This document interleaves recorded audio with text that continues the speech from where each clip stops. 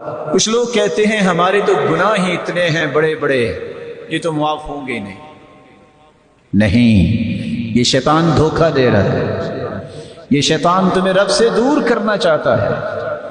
کچھ لوگ خوبصورت نمازیں پڑھ کے، روزے رکھ کے، نیکیاں کر کے، پھر بھی شیطان کے شکنجے میں رہتے ہیں، ہمیں تو معافی ملی نہیں ہے۔ اچھا، آپ کو کیسے پتا چلا کہ معافی نہیں ملی؟ کیا آپ وہ رجسٹروں پہ جو لکھتے ہیں فرشتے پڑھ کے آئے ہیں؟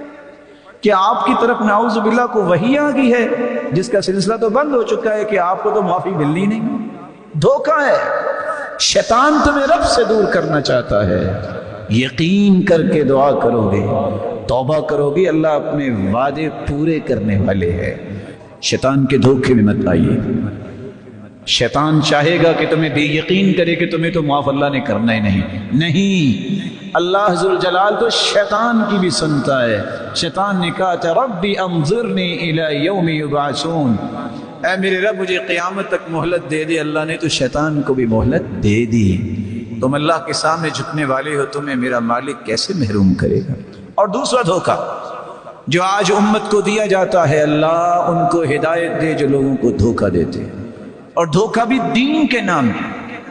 حدیث کے الفاظ ہیں من کمہ اعمى عن الطریق، جو کسی نبینے کو غلط راستہ بتاتا ہے اس پہ اللہ کی لعنت ہے۔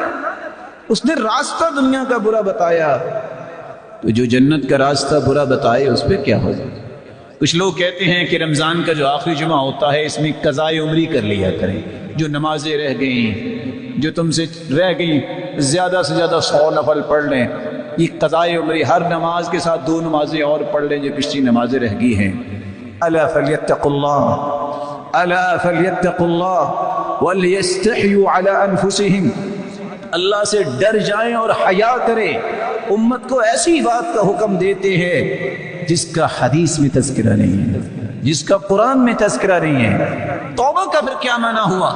اگر قضائے عمری ہی کرنی ہے کہ جو نمازیں رہ گئی ہیں، 6 سال نمازیں نہیں پڑھی، اب ہر نماز کے ساتھ 2 4 نمازیں پچھلی پڑھیں گے، یہ نہ قرآن میں آیا ہے نہ حدیث میں آیا ہے۔ یہ لوگوں پہ تشدد اور لوگوں کو غلط راستہ دینا ہے۔ اللہ کے رسول صلی اللہ علیہ وسلم نے تو فرمایا تھا توبہ تو پچھلے سارے گناہوں کو ختم کر دیتی ہے۔ اور آپ نے قرآن مجید کی آیت سنی، اکیلے گناہ معاف نہیں ہوتے، اللہ اس کو نیکیوں میں تبدیل فرما دیتے ہیں۔ یقین کر لیجئے اللہ کا قرآن سچا ہے، اللہ کے رسول کی زبان سے نکلی ہوئی بات سچی ہے، باقی سب جھوٹ ہے۔ جو لوگوں کو یہ کہہ کے غلط کام کی طرف لگاتے ہیں کہ ہمارے بڑے نے کہا، محمد مصطفیٰ سے کوئی بڑا نہیں، محمد کریم سے کوئی بڑا نہیں ہے، اس نے امت کو اس بات کا حکم نہیں دیا۔